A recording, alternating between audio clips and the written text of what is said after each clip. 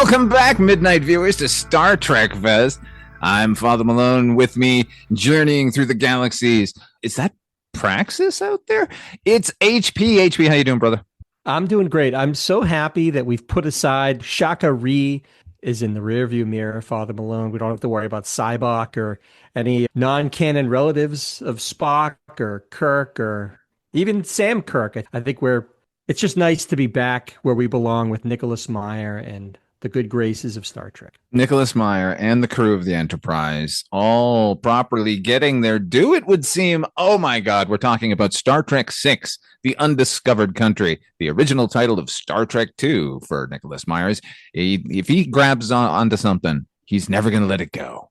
Even if he has to change the entire fucking meaning of that, because the Undiscovered Country, of course, is death, which is appropriate when you're talking about Spock dying, less so when we're talking about the bridge to peace, which is what this plot is about. This movie was released on December the 6th, 1991, 1 week earlier than originally planned, so they didn't have to fight off Hook. With a budget of $30 million, pulled in gross worldwide $96 million. I'm sure leading everyone to think, maybe we should make another one. Thank God they didn't. Star Trek VI, Undiscovered Country. HP, was this your first time watching it? Absolutely not. I saw this in the movies maybe twice, Father Malone. I'm not exactly sure, but I did see it in its original run. And yeah, that should give you some slight clue as to how I felt about it, the fact that I saw it multiple times in the theater. I tend to think of this as one of the very first movies I saw when I had moved to California, because I had moved in September of 91. And I'm way off. I looked at the list of movies released in 1991, and I had seen dozens of movies in California before this one. I remember it specifically, though, because if you remember, not too long before the film was released, Gene Roddenberry died. In fact, he died 3 days after seeing the first cut of the film. And I was living in a dorm room in the University of Southern California, and somebody had covered their entire door with a tribute to the great bird of the galaxy and just written an entire door-length essay on what Gene Roddenberry meant to them. Live long and prosper, great bird of the galaxy. Oy, oy, oy. Listen, Roddenberry had some thoughts on this movie, like he did in all the movies. And you know what? He sure did. in this case, I think he was actually right. And Nicholas Meyer agrees. But we'll get there. The production story here, it's the simplest of any of them, really. Leonard Nimoy has an idea for a sixth movie. They're looking to put this to bed because the 25th anniversary of Star Trek is coming up in 1991, and they figure they can capitalize on that, get everyone back together, finally finish the series in style as opposed to limping along like they did at the end of Star Trek V. Leonard Nimoy comes up with the idea of the Cold War, the Berlin Wall, Gorbachev, Gorkon plotline is set to direct the movie until he's reminded Shatner's probably going to freak out if that happens. And so they rehire Nicholas Meyer. And it was the right decision. I was glad that he came back to helm what is ostensibly the final movie in the original series group of films. I'm of two minds of this movie now. I remembered really enjoying it, and this time, not a whole hell of a lot, honestly.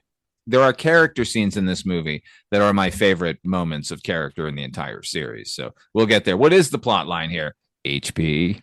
As you said, it's an allegory for the end of the Cold War. It's what happens is there's a disaster in the Klingon sort of world. The moon, that's their main source of energy, blows up because of over mining and insufficient safety precautions.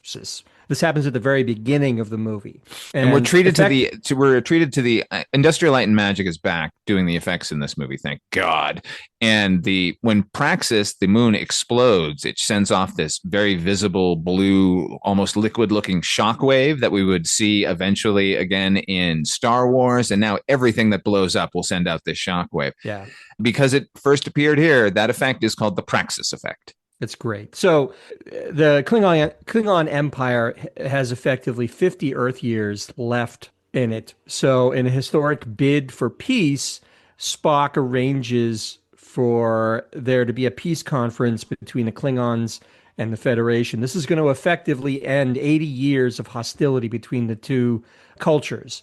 But there are some elements within we'll find out within the Federation and elsewhere that don't want this to happen because, and in fact, Kirk is one of the most vocal opponents because of obviously his history with the Klingons having killed his son and all the conflict in the original series and so forth. So I'm simplifying it. There's a lot more to that. We'll get into it, but it's effectively about the efforts to make peace between the Klingons and the Federation. And the desperation with those fucking old school morons trying to keep everything the way it is. How dare you? In the face of progress, we got to tear this Berlin Wall down. Gorbachev, Lincoln, put them together, Gorkin.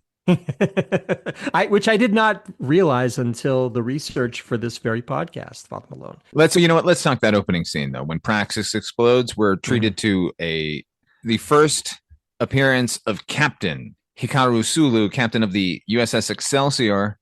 What'd you think of this?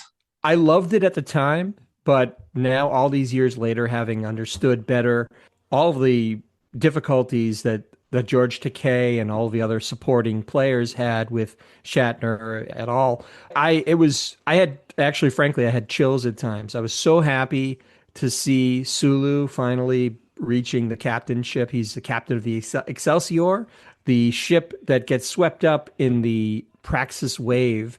And it's the first ship to actually note what is happening, what has happened to the moon. And Sulu pops up a couple of times. He's got some very rousing bits in this movie, which we'll get into. I loved it. It's long overdue, obviously, for reasons we've talked about in previous episodes. But I loved it. I loved seeing Sulu up there in the captain chair. I did too. I just felt like he was given short shrift by giving him the Excelsior. I think they should have given him an even better ship, but that would have required production budget being expended, and they already had the Excelsior sitting around, so they threw it in there. I do love the scene as well. It was a nice surprise to start with Sulu at the helm of a starship instead of the moldy old Kirk. I was pleased to recall that he was not ineffectual. It wasn't just a sort of a token gesture to the actor to make him the captain. He's got some great scenes where he really gets to be a badass captain in his own right. I love it. Should we notify Starfleet? Are you kidding? Are you kidding? Yeah. What are we doing here? That's a good line. That's a good opening line for our characters as they wander in. Yeah, originally, the original conception was that they were going to have to go get everybody, by the way. They were going to have this scene with Kirk, Spock, and Starfleet, and then Kirk was going to have to go pick up everybody and bring them along. Which would have been interesting. I'm not a fan of needless exposition, and we get a lot of that in this opening because it's what Starfleet has called this meeting of all of the relevant personnel to talk about what's happening with the Klingon Empire. And as they're walking in, they're all expositioning all of the, like, Uhura's like, I don't know why I'm here. I'm supposed to deliver a lecture on blah, blah, blah. And I'm supposed to be, it's like, I get it. We're caught up with these characters. We know they've got lives outside of the Enterprise. I thought that there's things like that, little nagging things that still irritate me. Yeah, this movie's kind of rife with them, actually. Yeah. Also, all the technology is all still analog. It's very weird. Like, people are bringing in briefcases and taking out file folders and stuff. There is a deleted scene where Rene Auberjonois plots out a plan by using a giant notepad that like you flip up and you like write on in giant marker, like you play fucking Pictionary on. Yeah. I think he has one of those telescoping pointers and he's like, we will do this and then we will go here. That is, you're right. Although I have to say the actual screens on the Enterprise I believe this is the first movie where they're actually all real computer generated pictures and animations. I thought that part of it looked great, but you're right. There's always some weird quasi analog twist to the meetings and the conferences that they have. It was in Star Trek 2 at one point when Kirk and Spock are talking together on the Enterprise. They walk past a sign that says like authorized personnel only. And it's the kind of sign you would see at a conference center, like just now, like just a metal pole sitting there, like the no smoking sign on the Enterprise. Like, what is happening here, Nick? I almost feel like it's a game where he's trying to slip these little anachronisms in or something. I don't know. Maybe he's got like a Flintstones brain where he wants to see what the incinerator would look like. It's a pig under there, or the bird playing the fucking phonograph. I don't know. I was trying to see where you were going with that Flintstone bit, but you're right. The incinerator is like a pelican or something underneath the sink. I'm sorry, that just caught me off guard.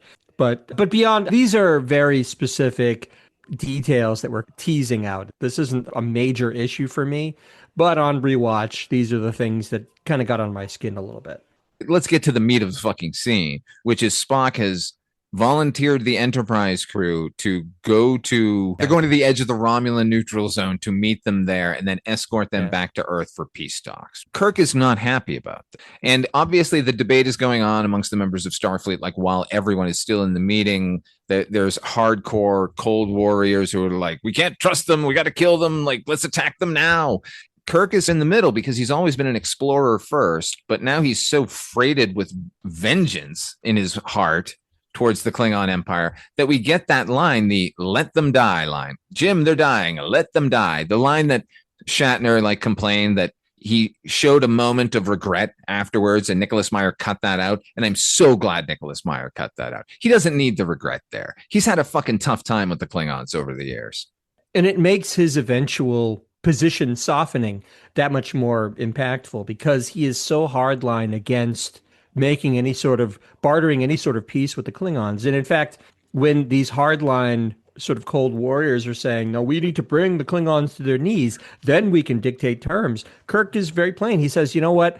I'm inclined to agree with Admiral Cartwright on this. I think it's a scary thing to because effectively he's fearful for a lot of reasons, but not the least of which is you're inviting one of the Federation's worst enemies, a notoriously combative culture, into their right where they live. It's a scary thing. Not only that, though, but there is some concern that with the end of hostilities between the Klingons and the Federation, Starfleet may end up being mothballed. There may no longer be a real military arm of the Federation. So I think that's part of what's got these Cold Warriors concerned is like, what place do I have in this new frontier? Which I always found a silly argument because as far as we were concerned as Star Trek fans up until this point, Starfleet was always an exploratory force and a military as a default.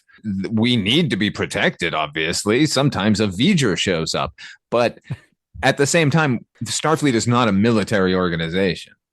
But I do like the fact that Spock volunteers Kirk in the Enterprise because that sends the biggest message about this whole peace process is this is how much we're committed to this. We are going to send your greatest enemy, Kirk, who the Klingons have tried many times to kill him over the course of the movies and the TV show. And it's telling that they're sending their greatest enemy to help broker peace between the two cultures. And I think that's something that's logical. I think from Spock's perspective, that only makes sense. Unfortunately, he fails to take into account the feelings that Kirk has. It's the classic like logic versus emotion. He takes all the emotion out of it, but that is the basis of all of Kirk's apprehension is the emotion around his son being murdered and all that goes with that. And the scene that follows when everyone has cleared the chamber and it's just Kirk and Spock and Kirk is actually confronting him, that scene between those two characters, my favorite interaction between Kirk and Spock out of any of the media, honestly.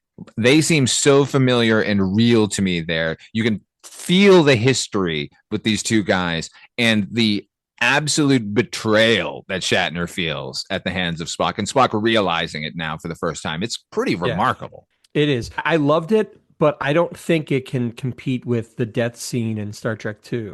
That still gets to me. Between Kirk and Spock as Spock is dying, that's obviously the gold standard.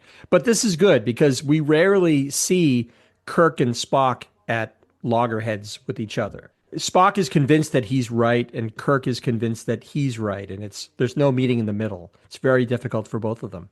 You know what? Orders are orders, baby. You're part of Starfleet. You wanted to be a captain. You could have been an admiral and said, "No, fuck you. I'm not going out there." Unfortunately, you're going out there. Going out to the Romulan neutral zone. In the last film, we also went to the Romulan neutral zone. It's just that nobody making that film knew that. It leads me to believe that maybe Star Trek V is non-canon, if you will. Like everyone just agrees to not acknowledge it anymore. Roddenberry said it was apocryphal. I'm agreeing with him. I agree too, wholeheartedly. Let's talk Valeris, shall we? Sure. Let's talk. I had no real problem with Kim Cattrall as Valeris. I thought you're giving a very skeptical look to me, Father Malone. What kind of problems do you have with Kim Cattrall slash Valeris? I have no problem with Kim Cattrall. I thought she's doing a really good job with the character as written, however, is a huge fucking problem. First of all, it's obviously Savick. And it should have been. And apparently that was floated, and that was Nicholas Meyer's intention. And the brass at the top said, no, you're not doing that. We're not going to have this already established character suddenly turn bad. Why not? I don't know what Savick's personal political beliefs are. We met her for 2 fucking scenes and 2 fucking movies. And it's BS, that argument, because Admiral Cartwright was in Star Trek 4. He's an established character who we have no reason to believe that he would be involved in this sort of assassination plot that we get into. But why is it okay for him to go bad, but it's not okay for Savick? Not that I would have enjoyed seeing Savick, a character that I really enjoyed, and I really liked Robin Curtis's performance. So I get what you're saying, and it does smack of a rewrite where it's, hey, it's not Savick, let's make Valeris. It's just another character who happens to be a Vulcan. But it's fine. Okay. I went along with it. Yeah, I can tell you went along with it. They rewrote that character into this new character. However, they didn't really change anything because she's still Spock's protege. So they're giving the history that was already there with Savick, except it's Kim Cattrall, who's in her mid to late 30s and doesn't seem like she's fresh from the academy, which is how she's portrayed. Like she's all by the book and, oh, sir, may I remind you of Starfleet code, blah, blah, blah. You know what I mean? Like she's portrayed to be like an 18-year-old kid fresh out of the academy. And instead it's Kim Cattrall, a full woman who seems to have maybe served on other starships over time. You know what I mean? Like there's a level of naivete that's supposed to be baked in at the beginning that is just not present. I can see that. But the other thing that I want to bring to bear on this argument is it wasn't filmed. This was the original intent in Star Trek 4. In Star Trek 3 was that Savick was supposed to actually have had sex with Spock when they were on the Genesis planet and he was going through Pon farr. They were supposed to be romantically, if you will, involved. And she was supposed to actually bear Spock's child. That was not filmed, and it wasn't really ever spoken of or brought up until that. Do you remember that sort of video they made about a year ago? It was like, what was the name of it? Some effects company did like basically a tribute video, and they deep faked Shatner and Spock, and they brought back Robin Curtis. And there's a scene in that where, without saying anything, she introduces Kirk to Spock's son. This is a long way of saying I'm not sure that having her be one of the saboteurs would have worked had it really been understood that she was pregnant with Spock's child or had born Spock's child. Next Generation is on the air. There's no way they're getting another movie. Might as well. Just throw the whole kitchen sink in there? Yeah, man. Give us characters that we were established. We talked about Brugh reappearing in this movie instead of who we get. And who do we get? Oh yeah, we get General Chang as portrayed by Christopher Plummer, who I want to say up front, we love Christopher Plummer. He's fantastic. I just watched Knives Out again for the 4th or 5th time, and I love him in that. I love him in everything else I've seen him in. I do not love him here. Why? He just seems too much of an English actor who's projecting and acting very theatrically. It's like having Ian McKellen be a Klingon. It just doesn't really work. They're all fantastic actors. They just don't make good Klingons. And maybe part of it is how it's written. A big part of it is probably how it's written. But I know where they're going with it. He's there to be hammy and chew the scenery till there's nothing left. But on rewatch, that's one of the things I did not enjoy in this movie. What did you think of Christopher Plummer as Chang? Did you know that William Shatner understudied Christopher Plummer for the role of King Lear, and in fact went on as King Lear the first night because Christopher Plummer was ill and got raves and then threw it in Christopher Plummer's face, causing Christopher Plummer to give a performance that he credits as the greatest of his entire career, all spurred on from the jealousy that Shatner got to play it first and got accolades. Actors. Love it. Now, having said that, I agree with you. This is on paper probably pretty cool. In practice, not so cool because just what you said. These guys don't seem like Klingons. David Warner doesn't seem like a Klingon. His daughter doesn't seem like a Klingon. Nobody seems Yeah. like Klingons in this movie. They all just seem like dudes with Yeah. makeup on. But I will say this though, and you can get back to your point, but I want to interject here. I will say the best thing about them is the costuming. Yet again, they hit it out of the park with the costuming, Father Malone. Everything is stitched, puffy, big shoulders, I thought it was skirts. a little too Gore-Tex this time. I thought looking at Chang's puffy outfit made me think of a carnival ride. I loved it because the it didn't look cheap to me. Maybe it's a little too over the top and much like a caricature of a Klingon outfit, but I just loved it. It looked imposing and a little silly and fun. I just thought it really set them apart from all the other actors. I liked the design. It was just the materials I had problems with. I do love a bolted onto your skull eye patch, however. Apparently, each of the screws has the Klingon symbol on the head. Let me ask, let's play this game for a minute. Who would you have preferred in that part? Let's say that it's been rewritten slightly so it's not quite as flowery with the language. Who would you have wanted to be General Chang? 1991, Bob Hoskins.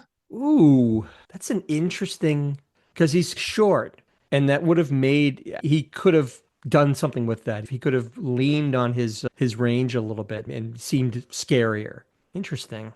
Toe to toe with William Shatner, Bob Hoskins would have fucked that man up, right? Sure.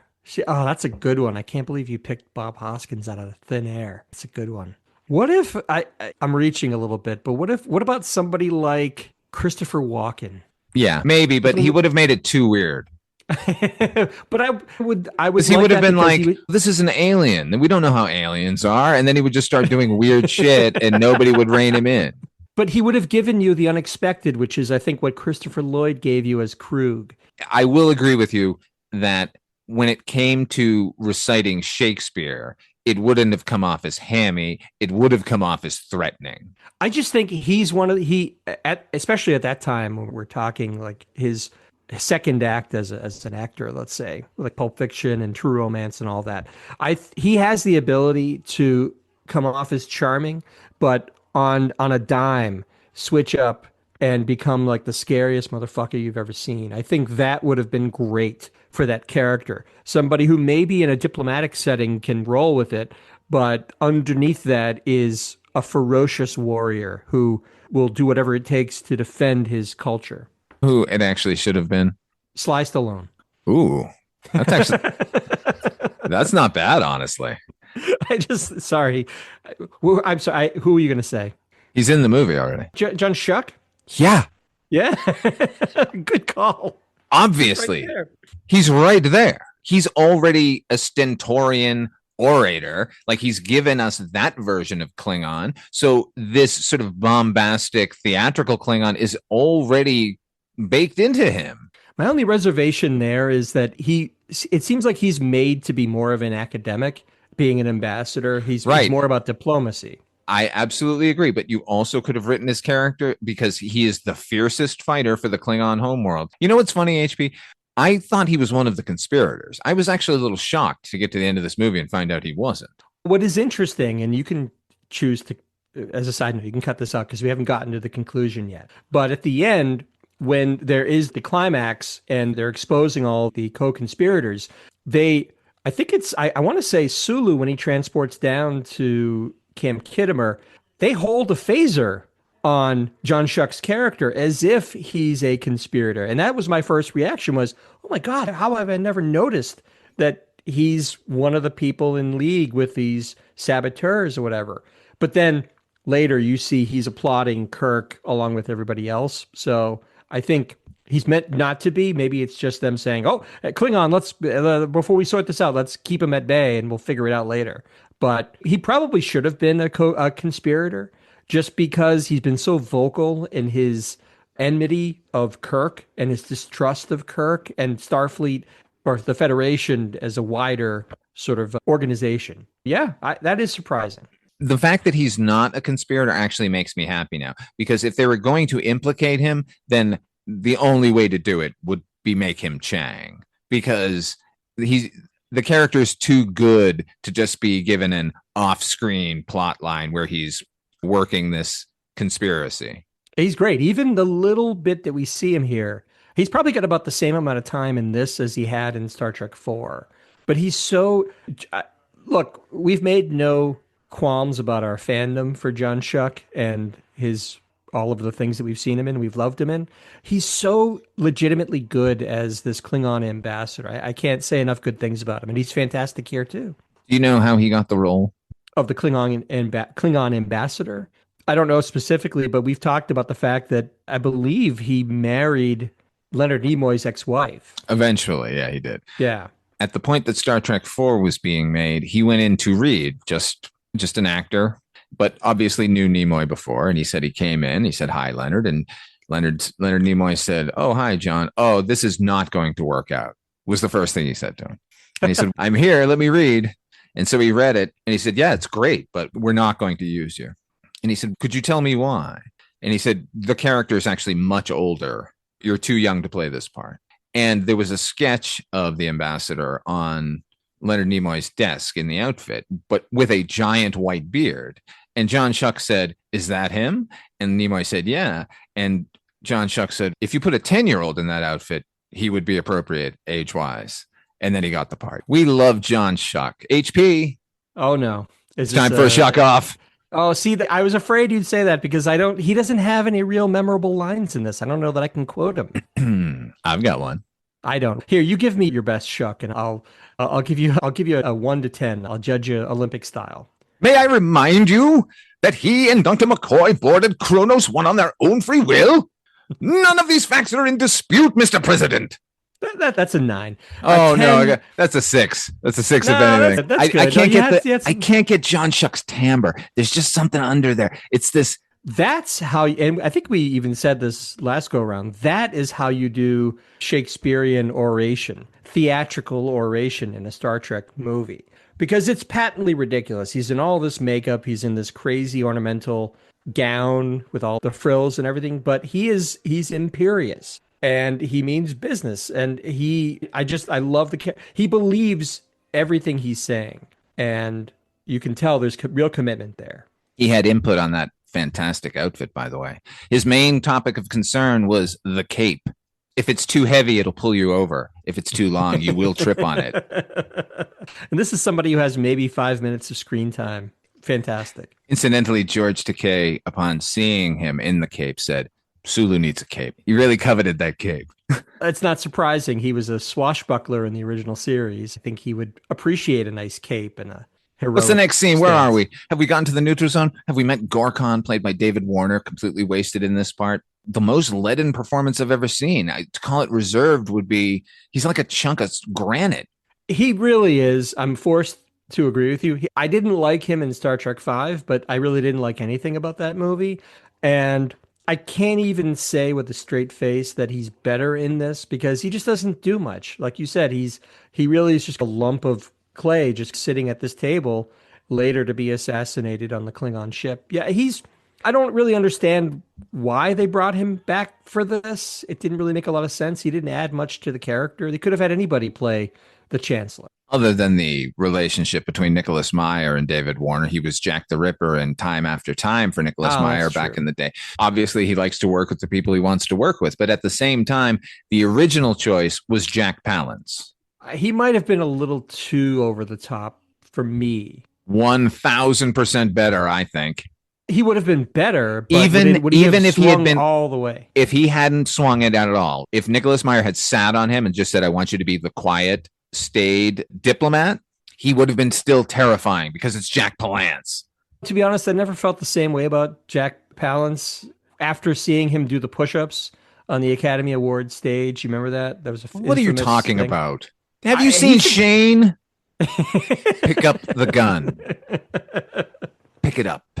I'm sorry. An old man did one-handed push-ups on stage, so now his reputation in your mind is you can't take him seriously in anything ever again. A little bit, a little bit. It's not his fault. Oh, it actually is his fault because he's the one who decided to do that little stunt. But I'm trying to think now who would have been a better choice for Gorkon. You say Jack, is it Palance or Palance? Palance. I think it's Palance. Because he did Ripley's Believe It or Not. Jack Palance. Believe it? That's right. Or not. Or not. He was What terrifying. about, He would have been great as Gorkon. That's not my choice. That was Nicholas Meyer's original choice. who was the member in Amazon Women on the Moon, the bullshit or not? Was it Henry? What's his name? The Henry guy Silva. Henry Silva would have been a good Gorkon. Yeah, but he's already tainted with Buck Rogers. What was he in Buck Rogers? In the pilot for Buck Rogers, he was our Queen Ardala's most trusted advisor. Are you serious? Yeah. You're getting on my case for bringing up the Academy Award thing. And you're talking about No, a I'm pilot saying- episode of Buck Rogers? I'm saying that he'd already played a similar role. I'm not saying I can't take him seriously as an actor because I once saw him pick his nose. That's fair. That's fair. Anyway, he was whatever. He was there. He really is only a means to an end. The character doesn't do much except die and set the course of the assassination plot in motion. They might as well have not even met him. He should have just stayed on the Klingon cruiser and Chang was their envoy.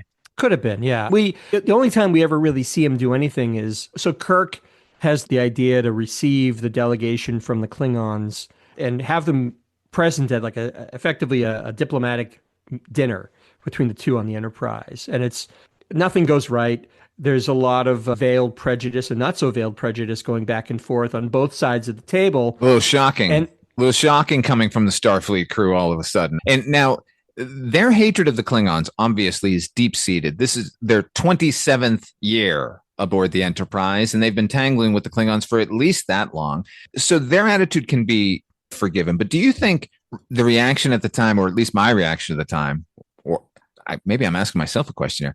We were a couple of years into Next Generation by now. In Worf, we had a Klingon on the bridge of the Enterprise. So we were well used to the idea that Klingons and humans can get along. As a fan of both series and movies and the new show, like I think that ended up being more impactful than Nicholas Meyer had even intended. do you mean the enmity? Yes, the smell. Did you get the smell of them? And like, would you want one dating your daughter? Guess who's coming to dinner? Like, oh my God, did you see the way they eat? Yeah, it was a little shocking. And even now was shocking because we're used to thinking of the start of the crew of the Enterprise as being very virtuous and open-minded. Let's not forget, this is the future where they don't even have money anymore. Everything is pleasant and nice and happy. But so this is really one of our first indications that maybe they still have these vestiges of prejudice and hatred that they may even have a hard time admitting it to themselves a little bit. But yeah, it was kind of shocking at the time, I think. You're right. But totally appropriate. Oh, absolutely. They were reflective of their times. And as much as this is a utopian society that Roddenberry has conjured up here, like the fact is the Klingons have been attempting to fucking kill Federation people for decades at this point. You could come up with any number of modern day equivalents. Just pick your historically warring factions in the world. I'm not going to name anything because I don't want to get into that too much. But think of two warring cultures that are forced to sit down at a table and break bread and try to make sense of a peace initiative. And it's not hard to see the same thing happening in real life, where the decades and decades of mistrust and violence and bloodshed and things happening and people seeing comrades die in battles. You can't just throw that away in the snap of a finger and say, okay, now they're going to sit down and everything's going to be nice. That actually is, I thought that was pretty true to life, that they have this dinner and everything goes wrong. They can't really just relax with each other because there's too much history to really get into that. Shatner's fantastic in this scene. I gave Shatner a real kicking in the last movie, but I think he's great beginning to end here. This scene in particular, because we're seeing Kirk trying to hold it together, trying to just keep quiet. I would not be surprised if Kirk had come on and said, I took 3 Valium before. Kirk has gone to a happy place just to deal with the situation he's found himself in. Remember, Valeris suggests to him that they stalk the dinner with Romulan ale. And I think that's where this sort of tranquilized edge comes into this. When they're getting off the transporter pad, Kirk is already this sort of Oh, yeah. muted version of himself. Sure. And I agree with you. It's very understated isn't the word, but it's for someone that we've gotten used to the parody of William Shatner being very loud and with a funny cadence to his lines, which I don't necessarily think is that true in real life. The stuff that he does here, it's very understated and it's not in your face. Oftentimes you're just seeing him in the background with this look on his face like, "Oh, Lord, please get me through the next hour and a half. I don't know how I'm going to do it, but just get me through this and I will deal with it later." Because let's not forget, these are the people that killed his son. And he brings that up a lot in captain's logs and things. But if you really stopped and thought about it, like you're inviting the people that had a hand in killing your son and you're sitting down to a state dinner with them. I don't know that I could put on a happy face and deal with it, no matter what my duty called for. I think I would just be getting through it, gritting my teeth as best I could. Do you know the span of time from Star Trek the Motion Picture until now for these characters? I think he does say they've been serving for what, 29 years, 26 years. Isn't that what he says? So let's call it 26 years. That number's in my head for some reason. 26 years. 26 years since the original series. Now, how long from the beginning of the original series was the motion picture set? That's the question we have to answer. I know the number. From motion picture to Undiscovered Country is a 20-year period. I was going to say 16 years, so I wasn't far off. So it's 6. So we get the 5-year mission, 1 year off, motion picture, a span of years until Wrath of Khan. And then there's a number of years in between Star Trek 5 and this movie. I think 3 to 5 or something. This being the culmination ultimately of the original series movies and just the story of the original series, if you will. It's important to consider that these characters have been doing this 20 years in the service effectively. That's a very long time, 26 years in the service. So it's not as if they are naive to what these peace talks represent. But I think it's, like I said, I think it's very realistic and very much in character for them to still be mistrustful and maybe a little surprised at their own prejudices inside. All right, let's get to the assassination, shall we? Because this was a big deal when it came out because we were getting anti-gravity and we were going to get CGI blood. Oh my God, CGI effects. It's the future. Looks a little silly now, though. Looked a little silly then, honestly.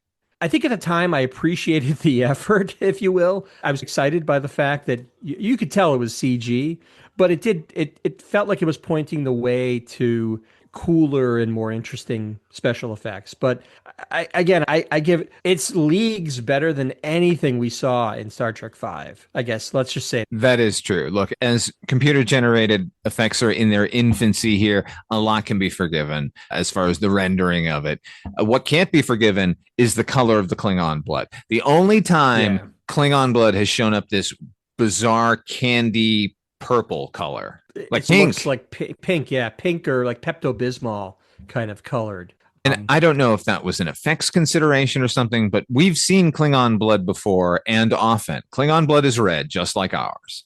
But let's talk about the actual assassination, like the plot, not getting into necessarily the details, but what did you think of the actual plot that's put in motion? This idea of a Klingon ship that can fire when cloaked, and it stations itself just below the Enterprise. So it looks to all the world like the Enterprise has been firing photon torpedoes at a defenseless Klingon battle cruiser. I love this plan. Yeah, I thought it was fantastic because it creates... Here's the thing. What people may not realize about Nicholas Meyer is that he got his start writing novels about Sherlock Holmes. These were sort of 7% solution. 7% solution.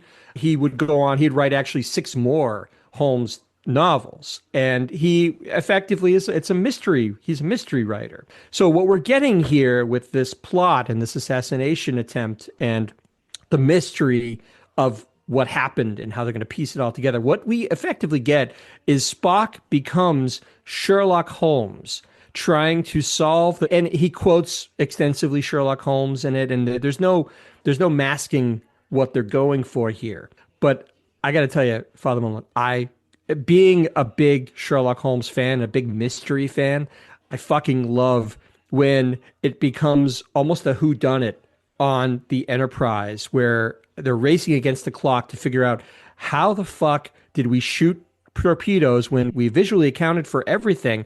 Who got onto the Klingon ship? How do they murder these Klingons, and where are they, and how did they conceal their crime? So while we have Kirk dealing in McCoy, and we'll talk about what happens to them while they're dealing with what they're dealing with on the Enterprise, it's all about Spock putting on his deerstalker cap and trying to unravel the mystery of the assassination. I fucking love that. Spock refers to an ancient ancestor of his, and then he quotes Sherlock Holmes. So now, does that mean that the fictional character of Spock is related to the fictional character of Sherlock Holmes? Or is the human half of Spock related to Arthur Conan Doyle? Or is Spock related to the actual investigator that Arthur Conan Doyle based Holmes upon? There's a lot of that weirdness because while they're having dinner, Chang, who's been quoting Shakespeare, he says something to the effect of you've never heard Shakespeare until you've heard it in the original Klingon. So are we led to believe that William Shakespeare was in fact a Klingon in the Star Trek universe? No, not at all. They're making a joke, and Gorkon makes that joke. Okay. And however, it had been translated into Klingon because he's quoting it in Klingon throughout the film. And now there are actual Shakespeare productions entirely in Klingon. I saw Macbeth. Wasn't that the proverb that Spock quotes at the very beginning? Only Nixon could go to China. Ancient Klingon proverb. Yeah, and it's also now in not Pulp Fiction, in Kill Bill. It's the ancient Klingon proverb, revenge is a dish best served cold, at the beginning of the movie. Yeah, I just love that. But look, I can appreciate attributing Earth type phrases to the Klingon Empire. It's just that they're all so dated and clumsy, I suppose. And maybe they're falling into the same trap that we talked about in Star Trek V, where they're trying to come up with campfire songs, and all they can come up with are old-timey camptown races. There's really living in the 22nd century or 23rd century, wherever they are. Like, surely there would have been popular music that would have supplanted that decades before, if not hundreds of years before. Spock has a Marc Chagall painting on his wall in his quarters. Why? At one point, Valeris, in order to describe that they can engage in sabotage, tells the story of the windmill workers and their sabots, their shoes that they would throw into the gears, and that's how we get the word sabotage. You're a Vulcan. What the fuck do you care about that? She could have related some obscure Vulcan tale of some guy we've never heard of or something. But I obviously they don't want to lose the audience, so they're trying to keep it relatable. Yeah, but you could just say, you know what, we can just relate, we can get into some sabotage. We don't need the Earth history lesson from a Vulcan in the 23rd century. It's just, that to me that's losing the audience because I'm the fucking audience. Oh, see, again, I'm a broken record, but that I didn't mind so much. Because what Valeris is trying to do there is she doesn't just want to say to them, hey, why don't we just lie to them and pretend that we have problems with the ship. She's trying to lead them down that path without telling them, hey, just tell them a fucking lie. Hey, do you know that there were a group of miners on Altair 4 who were ordered to engage in this particular type of behavior that they did not agree with? And so instead they would gum up the works of the things. And that, I think, is there's a lesson in that. Instead of, look how clever I am. I know where the word sabotage came from. Or maybe they're making fun of the fucking tapes that you hear of Shatner correcting that sound engineer about sabotage. Yeah. I don't say sabotage. I say sabotage. If that's what it is, if it's a fuck you to Shatner, okay. But other than that, whole exchange is completely ridiculous. I like that idea that it is a fuck you to Shatner. But nevertheless, so while... Don't correct me, HP. It sickens me. So while this is happening, what we didn't describe is after this all transpires and the ship is fired upon, and these two crew members in gravity boots or magnetic boots, they transport onto they the love their Klingon fucking ship. boots. They love the boots in these fucking movies, right? The boots are the big innovations in both of these movies. This is our technology. This is Q, somewhere working in Starfleet, has created an entire line of boots. Anyway, I mean Q from James Bond, not Q. I thought I was wondering not John Delancey, but correct. Whoever the guy was, the old guy. So they transport on. Wasn't Corbin Burnson a Q? No, Corbin Burnson from LA Law? Did Corbin Burnson show up as a Q? Listeners, write in and answer that. Did Corbin Burnson? I have a vague memory of Corbin Burnson as a member of the Q continuum. Why would Q on? Okay, I thought you meant Q, a James Bond Q. I'm like, why the hell would Corbin Burnson pop up in an English spy movie? That's bizarre. Anyway, so after this has all happened, they're trying to piece together what transpired. McCoy and Kirk decide to transport over to the Klingon cruiser to offer whatever help they can.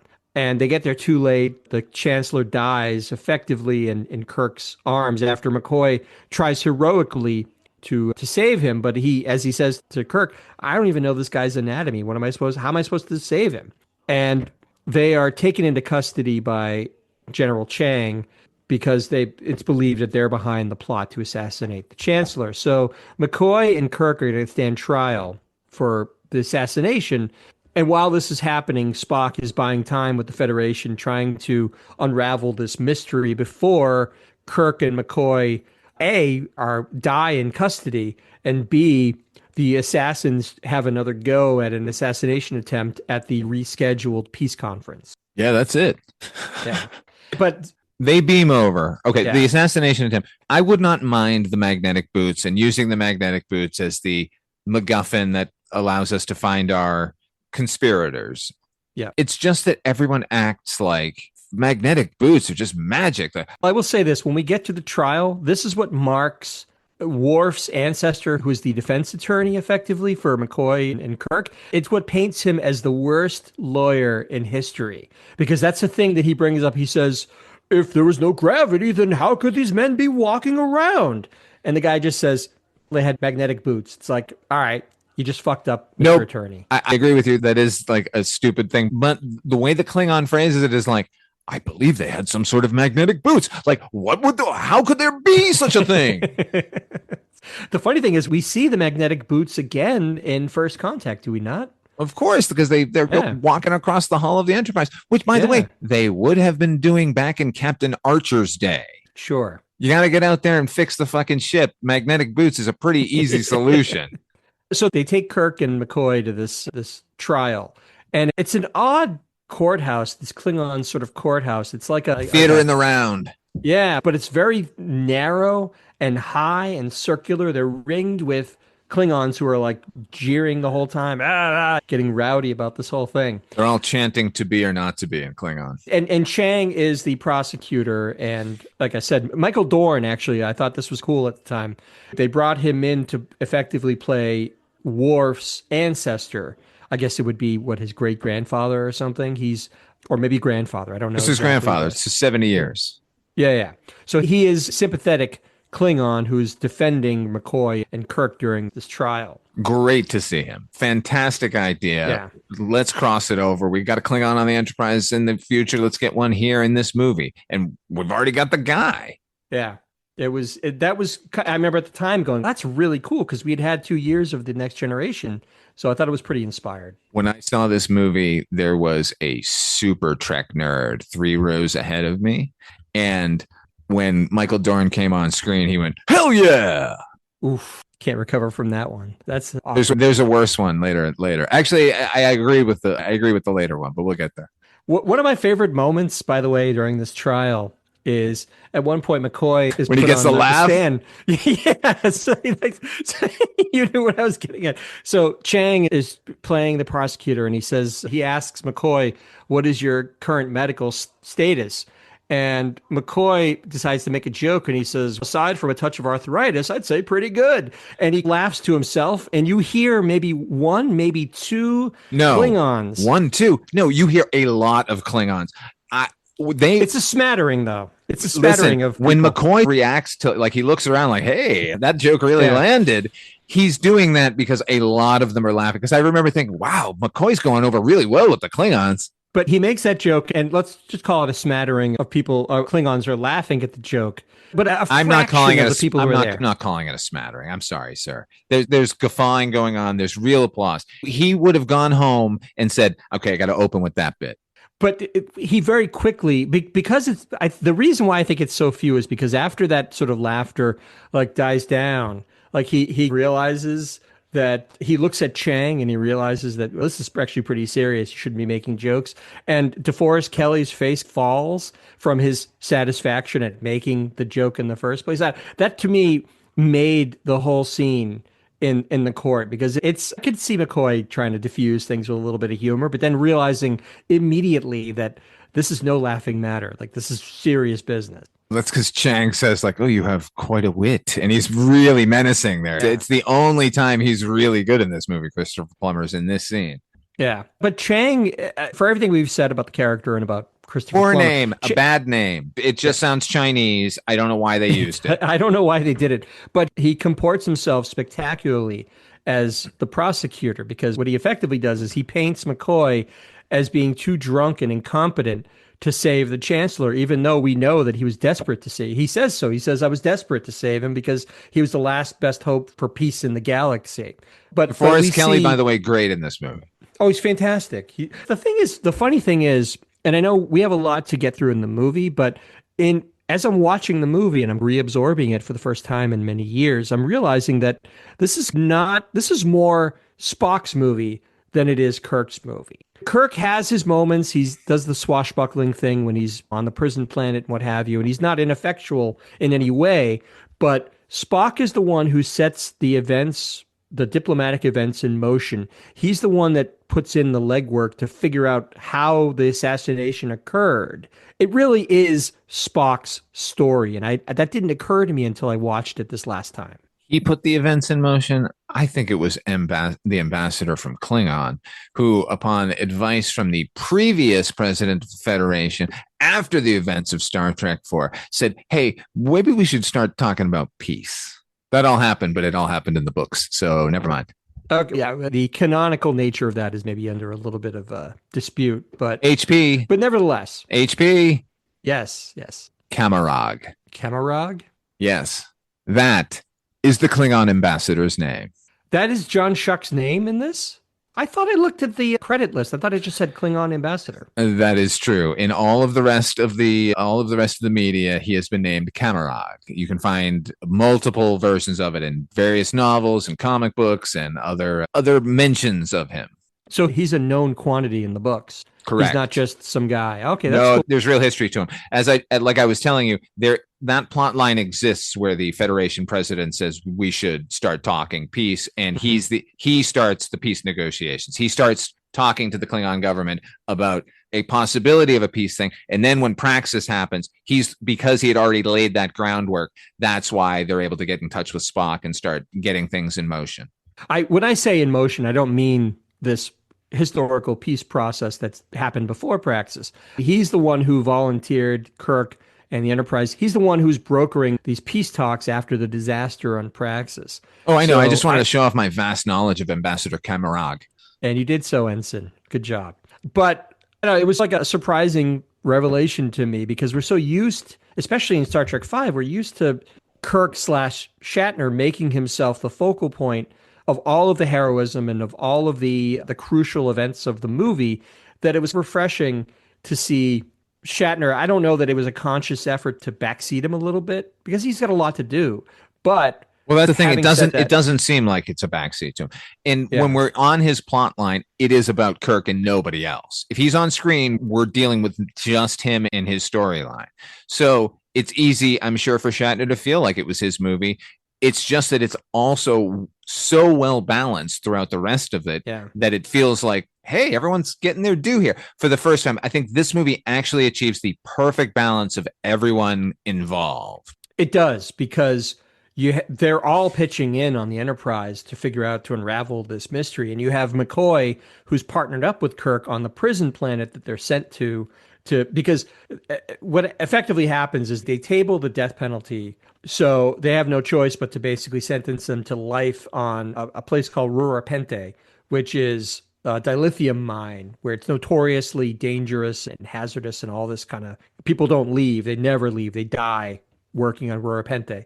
So they're there, and Spock's got to figure out how to unravel the mystery and save Kirk and McCoy and figure out where the next peace conference is going to be because he knows there's going to be another assassination attempt. So really there's a lot more pressure and a lot more on Spock's plate, I would say, than Kirk. Although when you look at it, Kirk actually accomplishes his mission and Spock fails on every count. How do you figure? Spock's the one who figured out that it was Spock finds the conspirators because their bodies get dumped. They find the pieces of their uniforms all happenstance. They do not find the name of the location of Camp Kittimer. He doesn't do anything.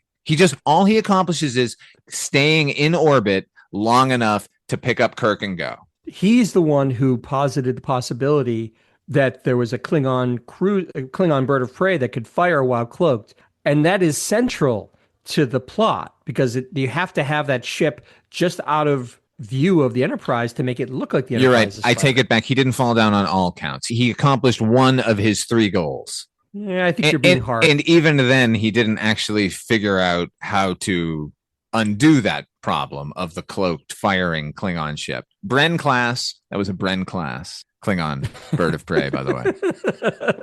Actually, not to be confused with the Katinga class, which was the Kronos 1, which is Gorkon's ship, which, by the way, was just a redressed Klingon Katinga class from the Star Trek The Motion Picture. But ILM zhuzhed it up. They put in lights on the nacelles and lighting in the interiors and gave it a paint job. I thought both ships looked fucking great in this one. What did you think of... Besides the fact that you don't think Spock really did much, but what did you think of all of the stuff that transpired on the Enterprise? Their efforts to unmask the saboteurs. Was there anything you didn't especially like about that part of the movie? I loved the idea and somewhat the practice of a Starfleet Whodunit. It's great, and Nicholas Meyer's a great one to do it.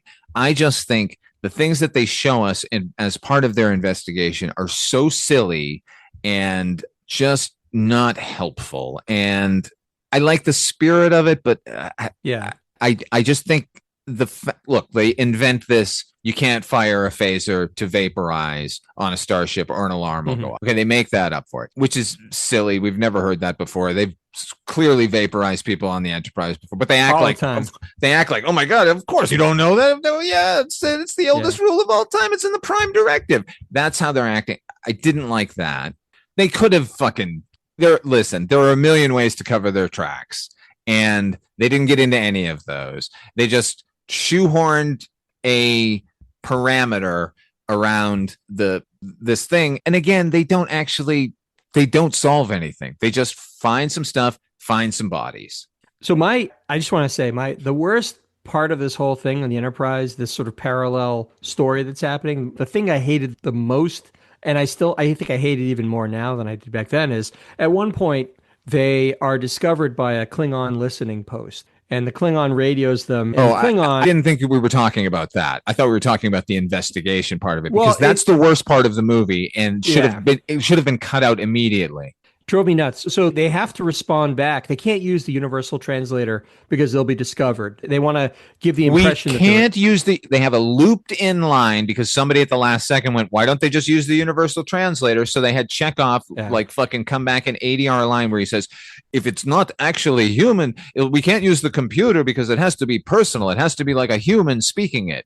Okay, then say the words into the computer, read it off the screen. Yeah, they have a whole pile. It's like they're cramming for a test in college. There's a whole pile of books, and every time the listening post, whatever, the person asks them a question, they're flipping through all these books and going, what is your status? Over. My point is this, Father Malone. This is Lieutenant Uhura. She is a linguistics expert. She's already said how she's giving seminars and things at Starfleet about linguistics and all this kind of stuff.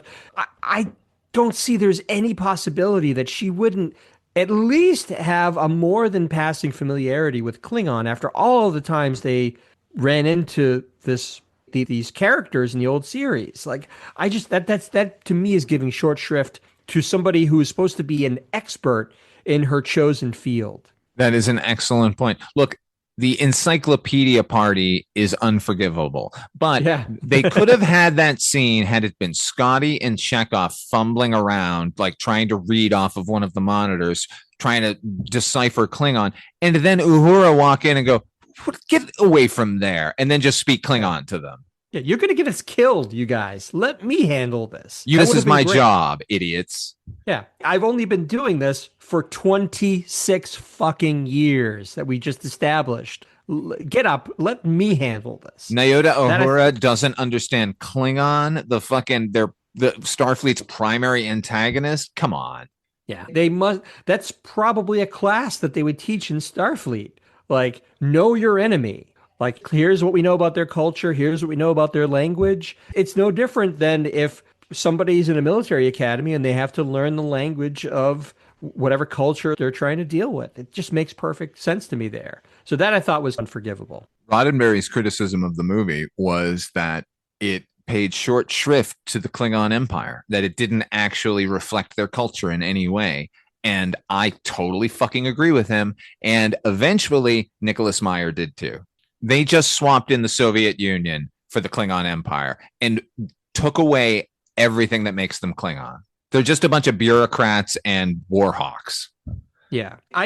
Not to excuse that line of thinking, but I give them kind of a pass because this is only, 4 or 5 years after the fall of the Berlin Wall and the Iron Curtain finally coming down. So this was fresh in everybody's mind. And obviously you remember, Father Willen, we grew up under the fear of nuclear war with the Soviets. So I can see where that's an easy analogy to work into the script. And I thought at the time, I thought it was pretty clever, but I hear what you're saying. Yeah, no, I don't have any problem with the plot. I think it's great. And it points toward an inevitability. We know that there's peace between the Klingons and the Federation because Worf is on the fucking Enterprise 70 years from now. So why not make that moment in Star Trek history into a feature film and turn it into a whodunit? Love all of that. It's just the execution of it.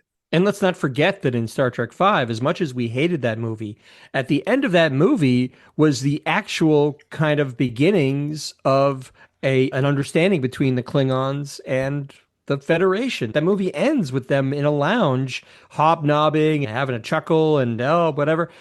That kind of was thrown out. I guess that goes with our idea that's become non-canonical at this point. These movies just don't give us enough time to spend with these characters. When you think about it, Kirk has his entire life fought the Klingons. His son is murdered by a Klingon. He then spends the next couple of years gallivanting around on a Klingon ship, eating Klingon food. I would like to have known a little more of Kirk, the nuance of Kirk's feelings towards the Klingons. It is very binary in this. He just hates them. And he says this, he will never forgive them for what they've done to his son. And Shatner plays it as he plays it. He plays it as, like, we already talked about how good he is during the state ceremony, the dinner. But let me ask, Father Mullen. So they're found guilty. We get back to the trial. McCoy and Kirk, they're sent to this prison planet. Who do they meet on this prison planet? This is something else that irked me now. Didn't irk me back then. But are you talking about Iman? Yeah, yeah. There's something about, because I think she was on the come up at that point. She had a lot of notoriety. I'm not sure if she had already married David Bowie by then or not. I think maybe she did. I think they were together anyway.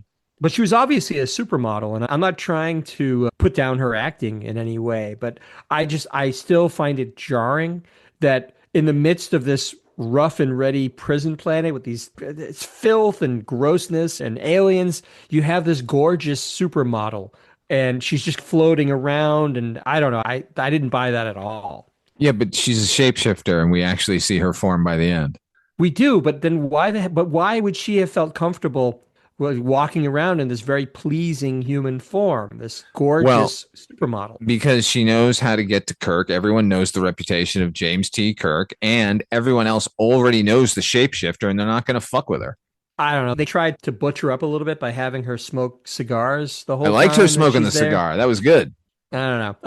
I didn't quite buy it. Like I said, it's not about her acting ability or anything. I still find it, maybe it's the fact that she ends up throwing herself at Kirk at one point, and I was just like, really? Old ass Kirk is getting it on with this gorgeous, stunning supermodel? Please. They make a joke out of it. I think McCoy even groans and goes, "Oh, what is it with you?" That part of it I thought was a little bit goofy. I liked it because they did comment on it. Eventually, when she shifts into Kirk, she's like, I can't believe I kissed you. Like, must have been the greatest thrill of your life. True. And you know But what? it was, Why wouldn't you want to fuck Kirk? Obviously, he's got this reputation for a reason. He's not bad at sex. I guess.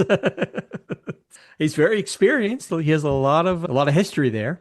He's got to know techniques from all around the galaxy.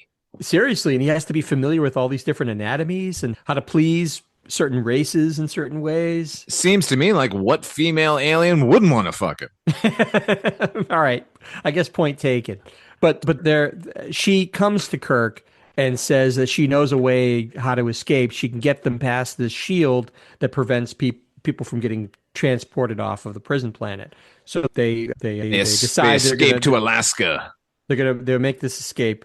And unbeknownst to us, Spock has put a tracker on Kirk, so there's never a time where he doesn't know where Kirk is or what's happening with him. Again, this is something that it reeks of Nicholas Meyer going, "Oh, a space thing."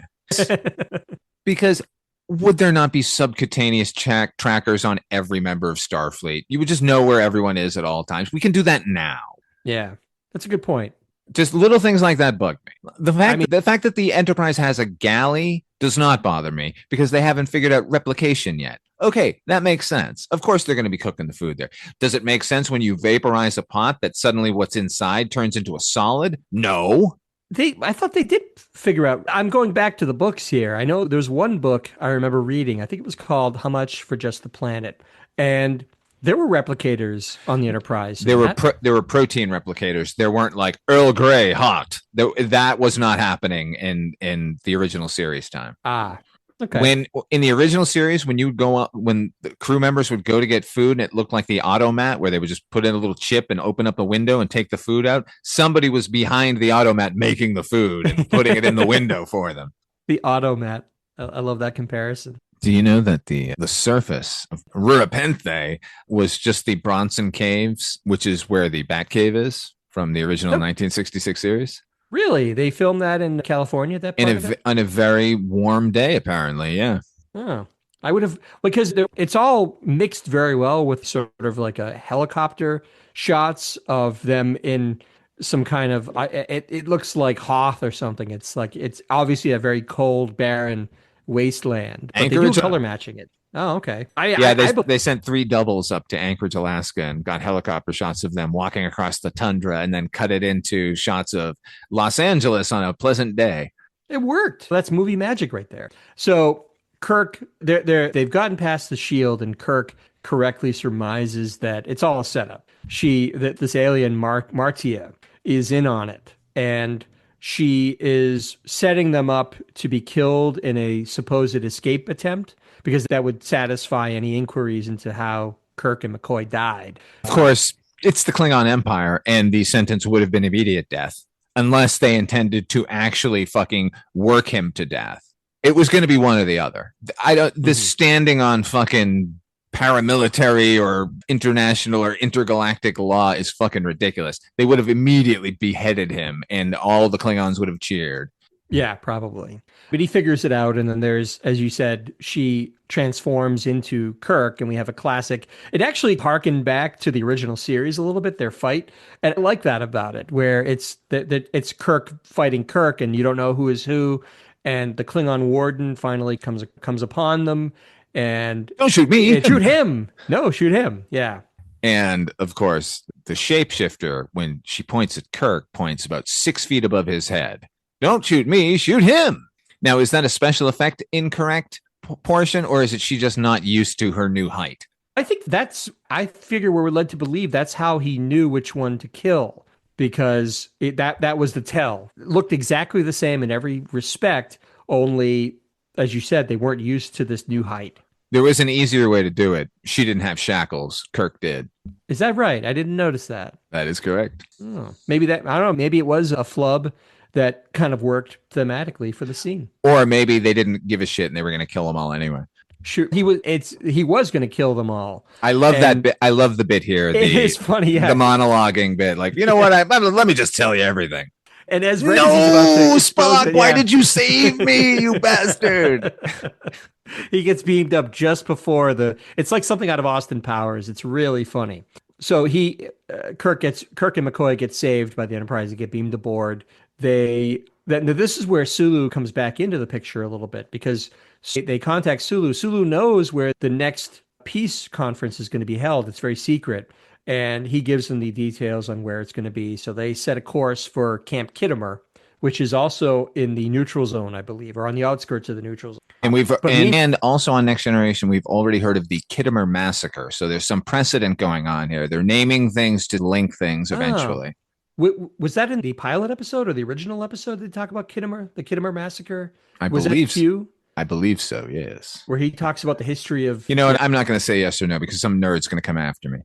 Probably, but that is familiar to me, the Kittimer Massacre. Oh, we didn't even mention, by the way, we're going to get to the climax of this exciting picture. We never talked about who's playing the Federation president. Can you fly, Bobby? Kurtwood Smith. Everyone knows him as Red from that 70s show, but he'll always be Clarence Boddicker from RoboCop to me. Always. Dick Jones. I love that scene. The Tigers are playing tonight. Just give me my fucking phone call. Remember, he spits on the... It's that wad of blood onto so this fucking paper. Oh, Kurtwood Smith. Smith playing... Yeah, he's the president of the Federation here. His character is a Deltan.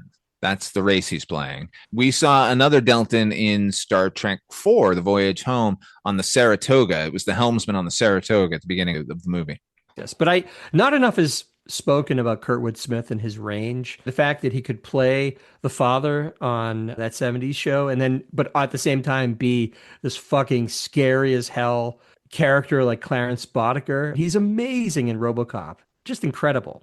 One of the best villains of all time, thanks to that performance. Absolutely. That's not enough is said about that. But anyway, he plays the Federation president, and he's caught in the middle of this because the Klingons wanted justice, but he also wants to do right by Kirk and abide by interstellar law. And I thought he was good in this. Absolutely. And he had the bluest eyes I've ever seen. Dreamy. Could just fall right into those pools of blue, couldn't you? I liked how just not ineffectual, but impotent he felt the entire time. Of course, they cut the scene that immediately follows when we meet him again, where the Starfleet comes in and like, here's what we can do. We can take him out now. Yeah, but I want to, after we go through the actual climax, I want to talk a little bit about the theatrical cut versus the director's cut, and that figures into it. Because there's a lot there. Do not abide the director's cut. I stay with the theatrical cut personally. And I agree with you there. Because, I just think it's leaner. I don't think you need the extra bit with Rene Auberjonois as this other conspirator. The idea that we'll talk about it. But in that scene, the Colonel West, I believe, Rene Auberjonois' character is named. As he's walking in, the Klingon ambassador is walking out, and both those guys, Rene Auberjonois and John Schuck, got their start in 1971 in MASH. The TV show? No, the movie. Oh, no, the movie. I'm sorry, the movie. 1971, you said. Yeah. They're both in that? I didn't know Rene Auberjonois was in that. He is very young, very thin, and very reedy. So we were still a few years away from Deep Space Nine, right? That is correct. He was going to make his mark there too. And that's true. He said like he was starting to promote Deep Space Nine and people kept coming up to him and talking about his performance in Star Trek IV. And he's like, I'm not in it, but the fans already knew about it. Oh, we also didn't talk about Valeris's betrayal on the Enterprise. And maybe one of my favorite scenes, actually not maybe, it's one of my favorite scenes in the movie, which is after Kirk is rescued. It's actually a pretty clever wrinkle to this whole plot that she has killed the two men who were in the suits and transported over and killed the Chancellor. Hold that thought.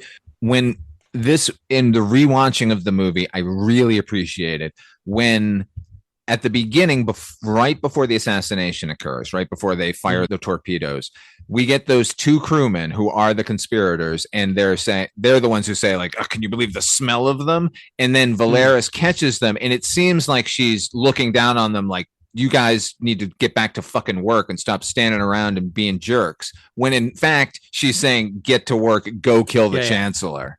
Do this. Exactly. So they are found murdered by a phaser firing on stun at close range. I guess that's enough to not trip the ship-wide sensors about firing phasers on the ship. But and it's actually Kirk who thinks of this. He comes up with this plan where they make a ship-wide announcement that there are court reporters to be brought to the sick bay to take the statements of these two crewmen, implying that maybe they weren't killed at all in an effort to draw out the person who killed these two crewmen. And we find out that it's actually Valeris who has been the one responsible. She falls for the trap and she's brought to the bridge. And Kirk says, I want to know names. Like, who's responsible for this plot? And she says, I don't remember effectively. But then Kirk asks Spock, without really asking him, he just says Spock, like it's implied Spock knows what to do. And Spock does a mind meld against Valeris's will. Like And waterboarding. It's horrible. it is. And I remember watching it in the theater and I thought it was a single shot. It's not. It's broken up a few times, but it has the import of a very tense single shot that's circling around them as he's pulling this information out of her. And as he does that, they speak the names at the same time, like Admiral Cartwright, and they say it both just in synchronized fashion. And it gets to the point where Kirk then says, "Where is this peace conference going to be?" And it's implied that Spock turns up the volume, let's say, on his mind belt, and she starts to shriek. I have no idea. It sounds like whatever he did was horrifying. And Spock is actually shaken by it too. Like, I think his voice trembles a little bit when he says, she does not know. I love this sequence because it really forces Spock to do something to use his abilities in a very grim and somewhat reprehensible fashion. And there's a lot of parallels to modern day sort of torture techniques. And it's in vain. Right. They do find out who the conspirators are, but they don't Who find out where cares? yeah. Find out where the fucking base is, go there, stop the assassination, work out who the conspirators were afterwards. It is unnecessary, and it makes me like our beloved Spock a little less. I just appreciated that he felt like he had no choice. He had to do this to try and figure out what was happening. I don't know. I like that he's taking a step out of how we normally think of the character. He's doing something that he doesn't want to do in the service of justice. It's a nice shading to the character, this more sinister side of him, but it only comes off as sinister to me because when it fails, he immediately says, "Oh, let's just call Sulu." Yeah, that's a little ridiculous. It's like Deus Ex Machina. He just goes, "All right, Captain Sulu, where's the peace conference? Camp Kittimer. Thank you. Kirk That out." entire investigation, that entire torture, all could have been solved with a phone call. Yeah. But it is cool that we're seeing Captain Sulu kind of pop into action, which we're going to see a lot more because, of course, once they know it's at Camp Kittimer, then Chang, in this bird of prey that can fire while cloaked, then intercepts them at Camp Kittimer in an effort to destroy the Enterprise once and for all.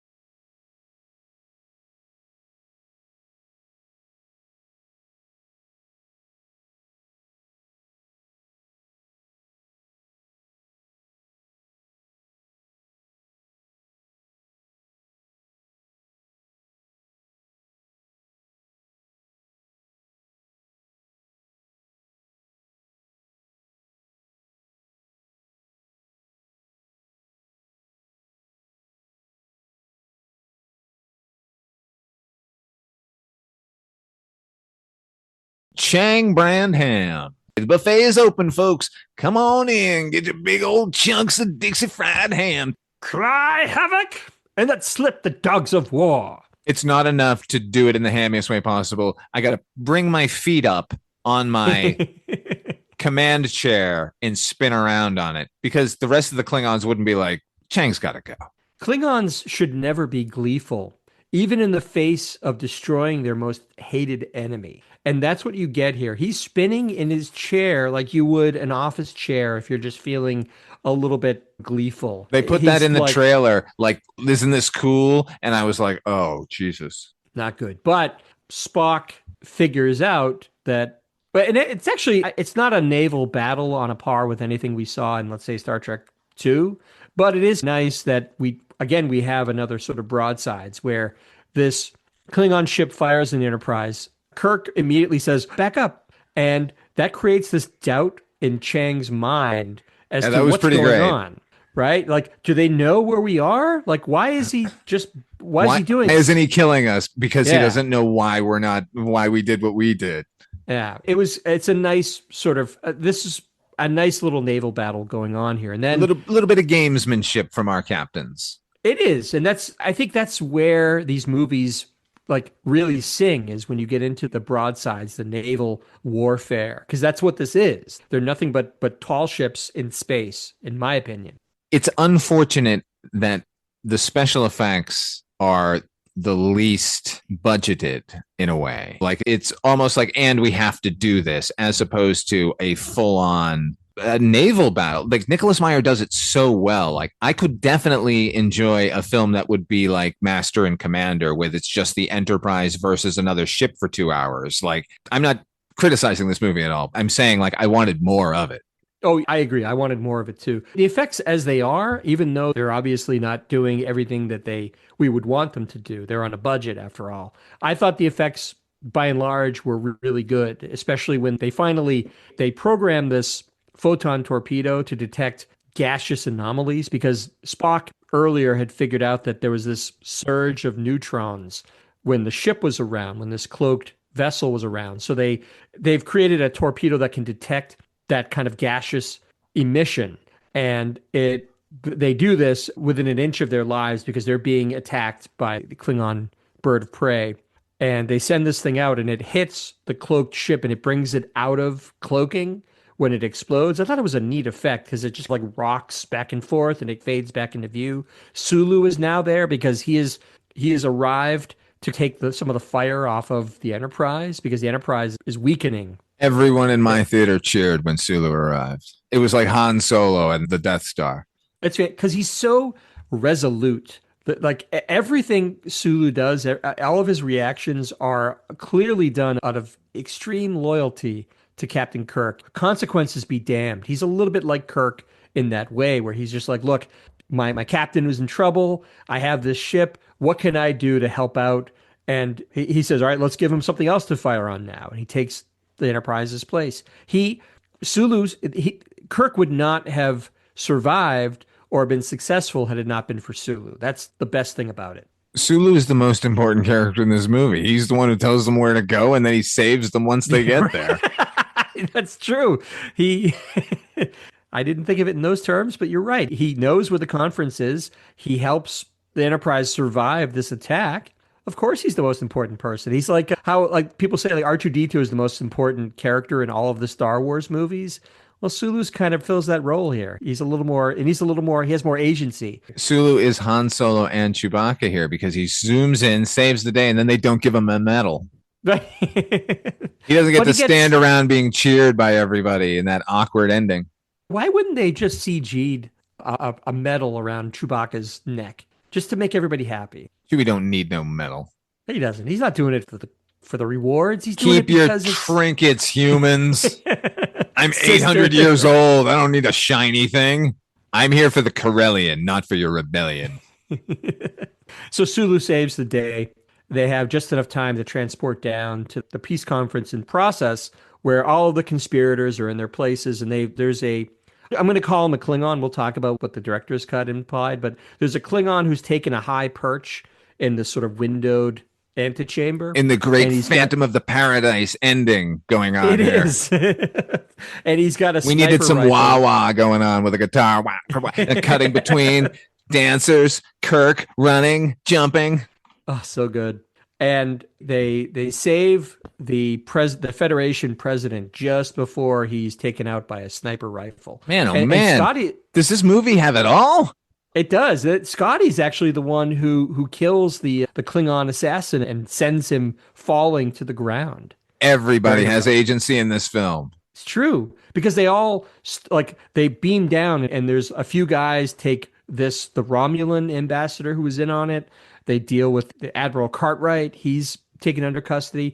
All of the Enterprise crew is down there fulfilling some role in apprehending the conspirators. It's fantastic. Do you know, to double back for a second, let's go back to the trial for a moment. Do you Mhm. know that in an initial draft, one of the witnesses that they brought forth against Captain Kirk was Maltz? Yeah, you're kidding. I You are am joking. I am not kidding. The studio said, I don't think there's time for this, and Larroquette is unavailable. So let's not So do that. so we would have found out what happened to Maltz when he was in the We brig. were denied. You know what else is interesting? I wrote this down. So in Star Trek V, we talked about this rogue Klingon captain he's the one who takes it upon himself to try and destroy the Enterprise for no good reason. He's just bored. Oh, yeah. Remember we talked about that? Yeah, they The demoted him here. Yeah. No, that's the thing. Yeah, so the actor's name is Todd Bryant. And when in the courtroom scene that you just brought up again, there's a translator that is translating all of the Klingon into English. And the actor, Todd Bryant, plays the translator, the Klingon translator. And I didn't know it until IMDb. Whoever posted it on IMDb in the trivia section, made the guess that, does this mean he's been demoted? He was a captain and now he's just a lowly translator in a Klingon courtroom. I thought that was interesting that they brought this actor back. Are we to believe that it's the same character, I guess is my question. Either that or they just needed somebody who fit the outfit and he was available. Yeah, he fits the suit like Johnny Bravo. Exactly. And yeah, that's a nice little touch. If that's Yeah. true, if that's the same character, not just the same actor that was friends with the first assistant director or something. Yeah. So now that we've talked about how this all went down, let's talk a little bit. I'd like to talk a little bit about the director's cut. My preferred cut, like yours, is the theatrical cut. The director's cut also includes Rene Auberjonois as this other Federation officer who is involved in this plot. And by and large, biggest changes have to do with this additional conspirator. Where it really comes into focus is the Klingon that was in the sniper's nest who gets killed by Scotty. After he falls out of this vantage point, they go to him and they realize that, oh, he doesn't have pink blood. He has red blood. And they unmask him, and it turns out that he is this Federation officer in a Klingon disguise, which I will say would have been a good touch because the whole point is they want to create this uncertainty of who killed what and who's involved. So it was a nice touch, but ultimately completely unnecessary, completely overcomplicating what is a pretty basic, like a very streamlined set of conspirators, I thought. If it had been a one-sided conspiracy, if it had just been Starfleet trying to scuttle these plans and there hadn't been a Klingon connection, and then it would have made sense that they're trying to blame the Klingons. But just get one of your Klingons who's down for this to come do it. One of Chang's men. Yeah. The worst thing I will say about the director's cut is during the mind meld interrogation scene, as Valeris and Spock are saying the conspirators' names out loud. In the theatrical cut, they just say it and that's it. But in the director's cut, after they say the name, they do this thing where they fade in a still shot of the person that they're referring to, like Admiral Cartwright. Then they show a little picture of Admiral Cartwright and it fades back out.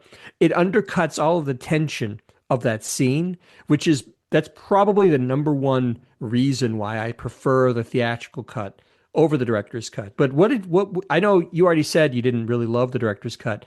Well, give me a little more information. What didn't you like about it? I did think it was overly complicating things. And just what you said, like it's a little too expletive. It's like when Walter Hill went back and said, this was always supposed to be a comic book. Now I'm going to have every transition be these really shitty comic book panels. No, you don't get to do that now. Fuck you. Look, I know it was his original intention to do it, but sometimes the director's cut is not the best version of a movie. And in this case, it only made things sillier, more convoluted. And we had a fucking Starfleet officer in the 23rd century with a giant notepad trying to explain a plan. It's like an easel that he has a giant. It's like you said, they're playing win, lose, or draw at Burt Reynolds' house with Lonnie Anderson. Yeah, like, do they have enough dry erase markers? Like, you take blue and you be green. Yeah, they don't even have like a dry erase board, which is like, it's not even that technically complex. That he's actually got, it's an easel with paper on it. With paper on it. At one point, when the Gorkon's daughter, she becomes chancellor, one of her advisors comes in and says, we should strike now. And he does so by unfolding this map of a galaxy. A paper map of a galaxy. Do you know how many screens are around you right now, guys? So funny. So when I rewatched this, I primarily focused on the theatrical cut. I did rewatch the director's cut just to refamiliarize myself with it, because I had this memory of Rene Auberjonois being in the movie, but then when I rewatched it the first time, I said, what happened to him? And then I went and found the director's cut, and it made sense why he was there in one and not in the other. Oh, those scenes had shown up on television too when it aired on TV. They used to do that from time to time. Like, you got to see General Zod and Non take out that guard and Superman if you watch the television version.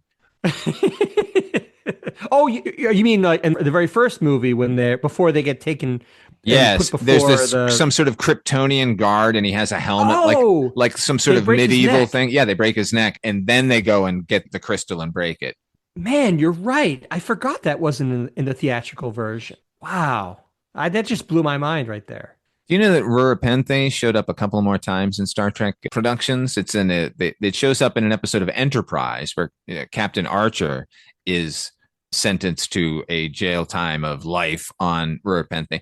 And in the deleted scenes, we're going to get to this movie, the J.J. Abrams' first Star Trek, the entirety of those Romulan miners, what's his name? Eric Bana. Eric Bana. I was going to say Tom Hardy. Eric Bana. Yeah, that group of Romulans that Eric Bana is leading, they're all consigned to Rura Penthe at the beginning. That's where they're mining. That's where their mining ship is from in that movie. That's Rura Penthe, which means Rura Penthe is 3 for 3 as far as escapes from Rura Penthe. It's not so secure after all, I guess. Not so impregnable. We didn't talk about Christian Slater in his little cameo on the Excelsior, which I always thought was weird, to be honest. I liked it. I thought it was nice. Well, the weird part of it, it's not weird that he was in it. I know I've read that he was a fan and he jumped at the opportunity. What's weird is he is like under the shroud of darkness through the whole. It's almost like they're setting us up for a reveal that has no real meaning or importance. He's like why is he shrouded in darkness? It was weird. Well, I like it because it's not just, hey, here's Christian Slater. It's like, is that Christian Slater? And then Sulu in the same sort of lighting setup, and then back to him, like, wait, I think that is Christian Slater. So you were at least getting that instead of just like, what's Christian Slater doing on the Excelsior? I suppose it felt like they were setting up a reveal that didn't really it wasn't a real Easter egg in any way. I'm sure everyone knows that Christian Slater's mom, Mary Jo Slater, is one of the best casting agents in all of Hollywood, and was the casting agent on this film, which is how he got the role. Evidently framed his paycheck from it, never cashed it, just has it on the wall. You know what? If I had all that money, I would do the same thing. And he was wearing William Shatner's pants from Star Trek II. Yes, I read that as well, which is surprising because you would figure Kirk would have a bigger waistline than Christian Slater. Just put a belt on it. It doesn't matter. We're shooting you from the waist up anyway. That's true. But yeah, he plays an officer on the Excelsior. It's a nice little cameo. Rura Penthe. Good name. It is. Because it kind of puts you in the mindset of repent. That's what it feels like. And I'm sure that's it makes up for the clumsiness of Chang and Gorkon. Yeah. But now I'm not going to stop thinking about the fact that they've had all these successful escapes from this supposedly impregnable prison planet that no one escapes from. They figure if you get out of the prison, you're just going to die above ground anyway. It's the Mosca listening station. They're the real problem. there on Rurapenthe because their scanners apparently can't identify when a Federation ship is in orbit. You have to ask them, hey, could you tell us what you are? Oh, we're definitely not Romulans. What do you guys like? We're them. Yeah, it was a silly scene. But at least they resisted the urge to subtitle the Klingons' questions so that when they ask their question, we, the audience, are as in the dark about what they're asking as crew of the Enterprise. Oh, I disagree entirely with you. He asks the question in Klingon. We see it subtitled, and then he keeps asking the same question over and over again. And they're like, whoa, I don't know what it is. See, I didn't, the copy that I watched did not have his Klingon speech subtitled. It was like identify yourselves, like aliens craft, identify yourself, is what he just kept asking over and over again. And it was a situation like Malt Choi Chu, where we see the subtitle the first time and then we don't need it the second time. Josh Vershonuk Rain. Josh Vershonuk Rain. He says Rain. He has this rolling tongue thing that I always thought was pretty cool. Do you know that when the Klingon language was created, its creator made as its centerpiece the fact that there was no verb to be in Klingon? They wouldn't have that. They would have verbs that were more pointed. So you wouldn't say it would be to attack somebody, to drive a car, to climb a mountain. That's the verb in its entirety. It isn't just to be on its own. Like that doesn't exist. So he had to make up a new fucking word because they had to fucking Shakespeare the shit out of this movie. I'm still in wonder of the fact that this is a real language. It's just taken for granted that it's a joke to most people, but that's not a trivial thing to invent an actual language with conjugation and everything that goes into the grammar. That's pretty cool, pretty remarkable. Oh yeah, man. I wish I knew it. I'm going to have to start listening while I'm asleep. Wake up and start speaking Klingon, order my breakfast burrito. Do you remember those, like, Berlitz used to have those, like, French-English dictionaries? Do you think they have one for Klingon? Of course they do. There are courses you can take to learn Klingon. I'm just being lazy. No, specifically Berlitz, because they're such a respected organization for learning languages. Berlitz offered Klingon language courses a promotional novelty only. Mark Ogren, however, does have the Klingon dictionary available for you. And there is the book, The Klingon for the Galactic Traveler, out there. And Klingon for the Galactic Traveler.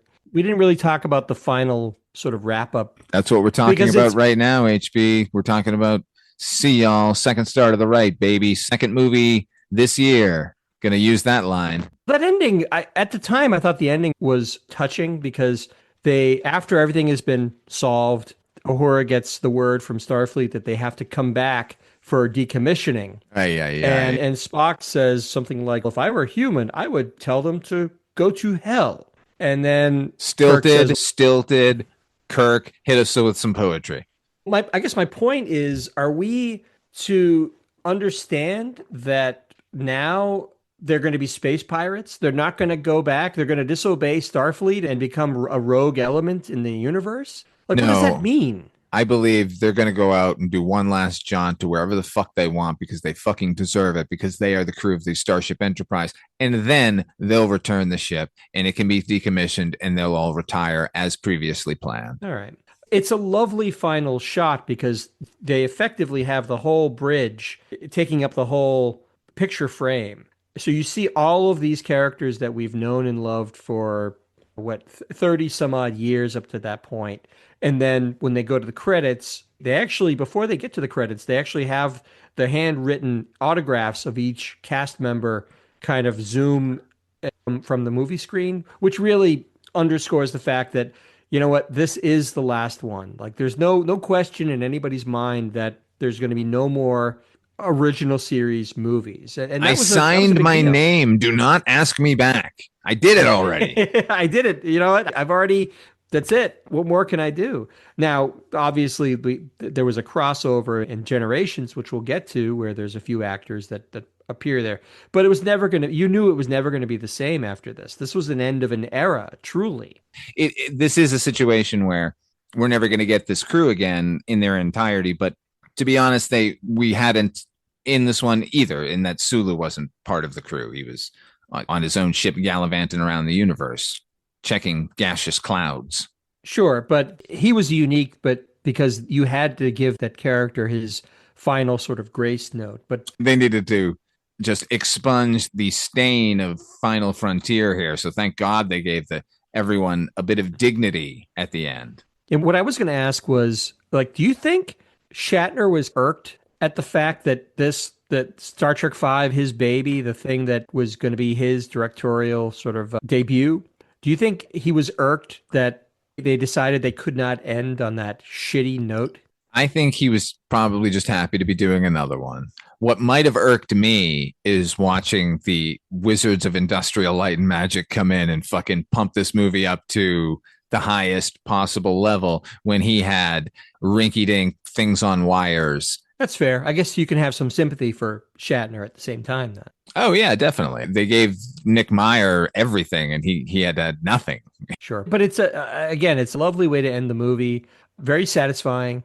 I was satisfied with this movie. I know you had your problems with it, and there's credence to a lot of what you said, but at the same time, you can also admit that it's a nice way to end this first phase of Star Trek movie. Yeah, absolutely. It's this.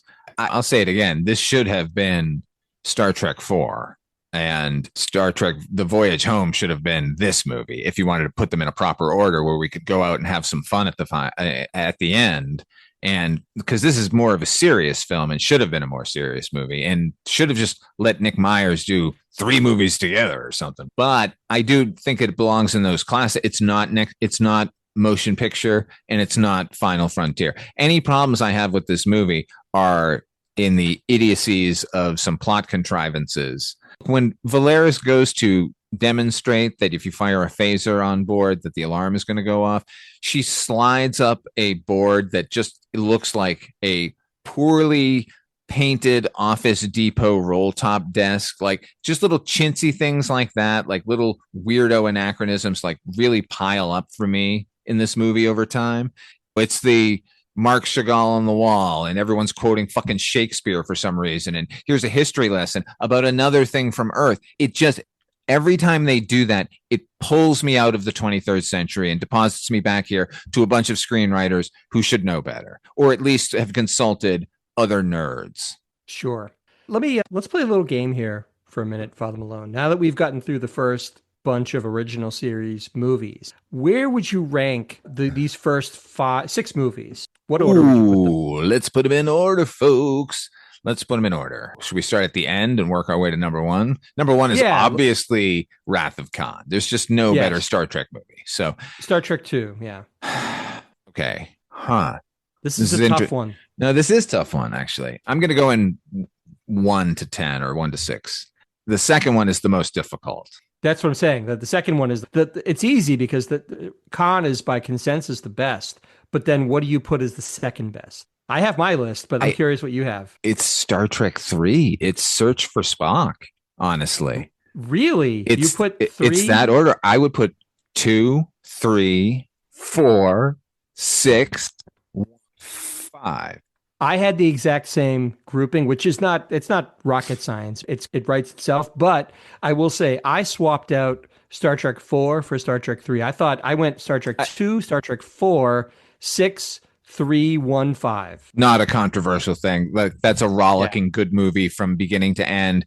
Absolutely. But as far as pure Star Trek goes, like I got really into in this rewatch, I got really into the Genesis plot line. I got really into those characters dealing with that storyline and those emotions, which is why I think like it would have paid off with this movie as the third in the trilogy, because look, I'm fan fictioning everybody. Had you simply not killed Krug at the end of part 3 and then had part 4 be the undiscovered country and we get Krug back immediately, holy fuck, it would have been this whole other dynamic going on, not just the sort of Cold War analogy. I'm just going to call it a boring one. It wasn't boring at the time, but it seems a little lame now. It seems a little obvious. Yeah. But I saw this when I was 18. I was in California for the first time. What do I know? I thought it was fucking peaches and gravy. I will say this, and I agreed with him. Super nerd sitting 3 rows in front of me had 2 exclamations during the movie, which have stayed with me to this day, which is the hell yeah there when we saw that Worf or Worf's ancestor was in this movie. At the end, when Captain Kirk is giving us the final space, the final frontier speech, when he corrects himself and says, no man or no one has gone before, nerd 3 rows in front yells, nope, not yours. And I agreed with him. Because we had already had that corrected in The Next Generation for 2 years by that point. You don't get to take that. Sorry. Yeah. Like, I know that like certain executives at Paramount actually wanted Kirk to like hand the keys to the Enterprise over to Picard at the end of this one. And then people were like, it's 70 years in between these projects, right? And like, oh, okay. Can we do something? Yeah. Picard isn't even born yet. This is ridiculous. Which is why that's why it becomes interesting in Generations, which we'll talk about, where they finally do get to meet. But we're getting ahead of ourselves. We just put a list together of the original series cast with no peripherals involved. Eventually, we're going to rate all of these movies. Ooh, that's going to be so... All of them. 3 different subsets of movies. Next Gen, Kelvin, and original cast. Oh, man, that's going to be difficult. Not really. That is going to be difficult. No, but it would be easy to say, oh, of course, the Abrams ones are going to be at the end. But I will counter that because I've rewatched them already a little bit, just getting ready for this. Oh, have you not watched every Star Trek movie like I have? Absolutely. And I will say, like, there are parts of it that I like better than when I first saw them. There's some stuff that I still think is problematic in a sense, but I don't think it's a slam dunk. There may be, I think we can agree at a minimum that Star Trek V is probably going to be the last on the list of any inclusions you make. Nope. I think. Oh, we've talked about this a little bit offline. What's not in contention is the best movie is still Star Trek 2. No matter what.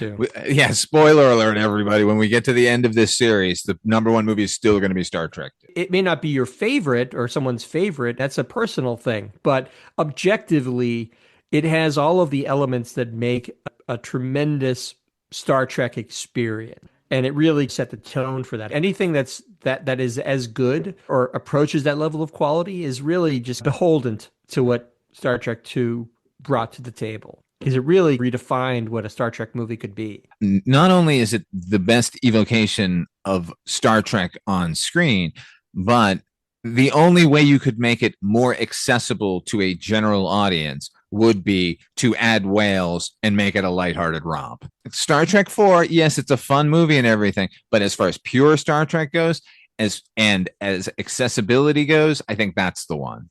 None of the Abrams movies, which I think are the most accessible of any of the Star Trek movies, because they played on a huge scale for a giant audience, I don't think those capture the spirit the way Wrath of Khan did.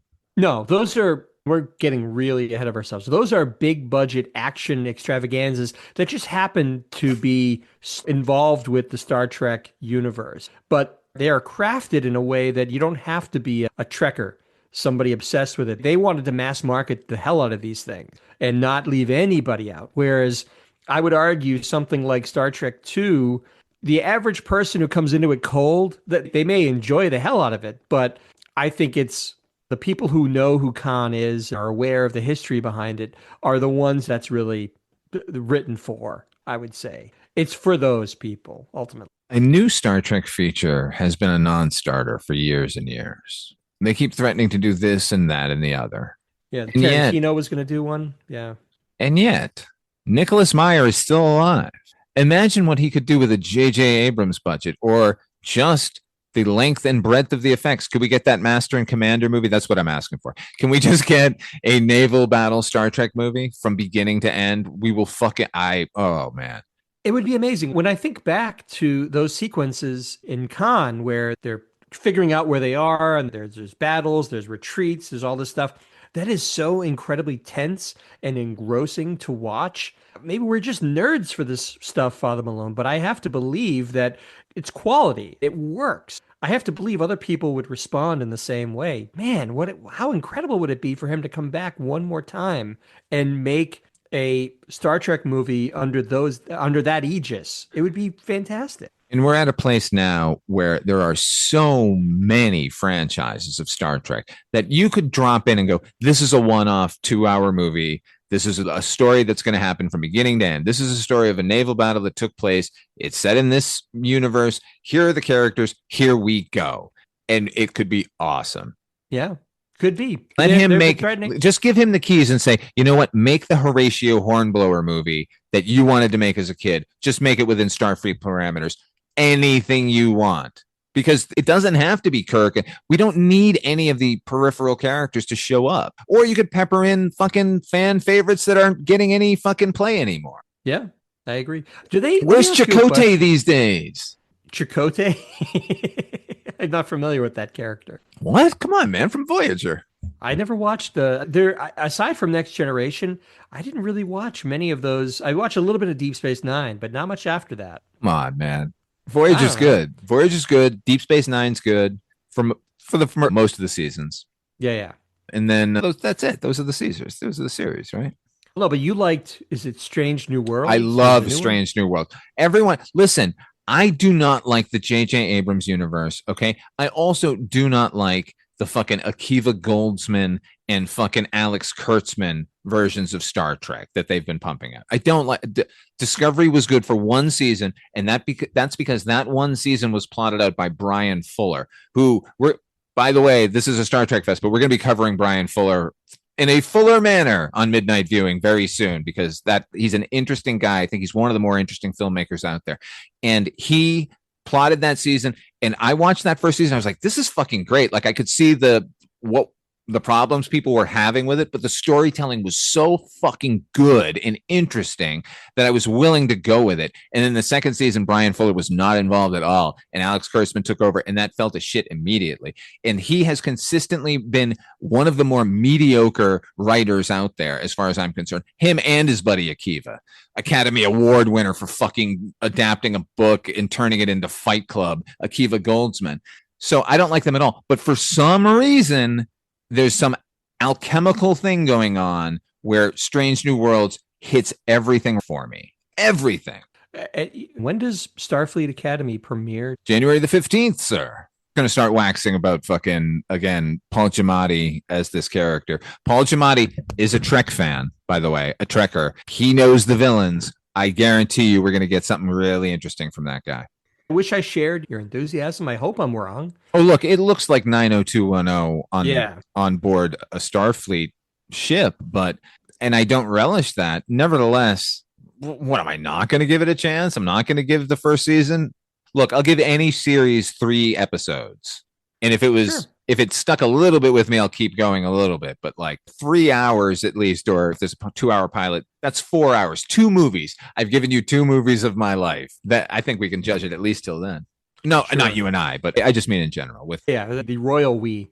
Yeah, like I wish Star Trek fans would get their fucking heads out of their asses sometimes and try something with an open mind instead of just like, what can I hate about this? It seems like that's people hate watch stuff, not just Trek fans, but people. That's a thing now where you're like, I know I'm gonna fucking hate this. I hate watch. I'm just gonna watch it because I fucking hate it. I just want to tear it apart. I think you and I can agree that when we do these podcasts, occasionally we have to talk about things that we don't like, and that is often the worst. It's the worst. It's often the worst, the hardest thing to get into, because as fans of media, of movies and of TV shows and of music and so forth, we want to like this stuff. And you have to come into it with an open mind, because you may be surprised pleasantly. But when it's something that you just know, like through experience or otherwise, that it's just going to be a terrible, you got to basically report to everybody that this thing sucks. It's not fun. Because it's a fucking slog to watch it. It's a slog to take all of these fucking notes that we take to do it. It's no fun for either of us, I think. No, and that's why my other show, it's this show technically, but Father Malone's Weekly Roundup, that's where I cover things that are current. And there are episodes that I do not do, and it seems like I'm being lazy or something, but it's literally, I'm at the last minute, like writing what needs to be said about these things and slagging it off and just going like, There's better uses for everyone's time than me just making fun of this thing that I'm sure a million people have already lined up to make fun of it. You know what I mean? You don't need my snark on top of that. If I'm forced to watch something and it's terrible and you ask me my honest opinion, you're going to fucking get it. But that doesn't mean that's what I'm trying to bring to the table. So here we are. End of one series, beginning of another. Oh my God, we're going to get a bald man. There can't be a bald man in the future. But there is. There was those talks. Remember, have you ever seen that footage with him in the toupee where they for the network? No, you're kidding. I am absolutely not. In the next episode of Star Trek Fest, we're going to be talking about Star Trek Generations. And in that episode, in the show notes, there's going to be a link to Patrick Stewart's screen test with toupee. I had really, because I don't think I've ever seen even him as a young actor with hair. It's embarrassing for everyone. Huh. I'll be following that link when you send it out, just like everybody else, Father Malone, because I want to see this thing. A lot of male pattern baldness on the crew of the Excelsior, I noticed, and a lot of beardos. There, we'll end it on that. On the next episode, like I said, we're going to be talking about Star Trek Generations. Until then, if people want to find you and listen to all your stuff, as you well should, come on, freeloaders. Please join us. I co-host a podcast called Night Mr. Walters, a taxi podcast, alongside, of course, Father Malone. Please check that out. And I host the Noise Junkies music podcast. Also, last but not least, I have a Bandcamp site, which is hpmusicplace.bandcamp.com. I'm going to be listening to your music tomorrow. We're doing a harvest tomorrow. I don't listen to podcasts when I'm physical and working on the plants. So I'll be listening to your stuff tomorrow, my friend. Oh, thank you. Enjoy. And you should all be listening too at work or wherever you are. It's a new year. It's time to start something new. Give an artist a try. As for me, if you want to support this show, go to patreon.com/Father Malone. We get everything early, sometimes 2 weeks, sometimes a month early. Basically, as soon as I finish it, the patrons get it because, hey, man, they're paying. Everything ends up in the feed anyway. But check me out there. I've been, you know what? Let me throw it to a friend of mine, Paul Waller. His show, A Year in Horror. I'm a frequent collaborator on that. We do a show called A Little Old Lady Got Mutilated Late Last Night, which you can get on our Patreon, get on my Patreon channel, but it's mainly his show. And what else? I don't know. FatherMalone71@gmail.com if you want to come at me with nerd business, which happened this week, HB. Which happened. Yeah, I heard. Finally, a nerd came for me. It wasn't technical. It wasn't like a technical battle, which is what I'm always expecting from Star Trek nerds. Star Wars nerds are just assholes. Star Trek nerds will pin you down on not just the name of the planet that you got wrong, but you didn't understand the science behind it. So this guy was actually relatively cool about it. And it was more about a narrative thing that was going on and a dramatic thing that was being presented when we were just fucking around and making fun of it because we're idiots. Yeah. Anyway, check y'all next time on the Star Trek Next Generation. Hey, HP, what was the name of that? What was the name of the ambassador, my friend? Oh, I don't fucking remember. You told me and it left my mind as soon as you told me. What was his name? Camarog forever, my friends. That's it, Camarog. Camarog lives.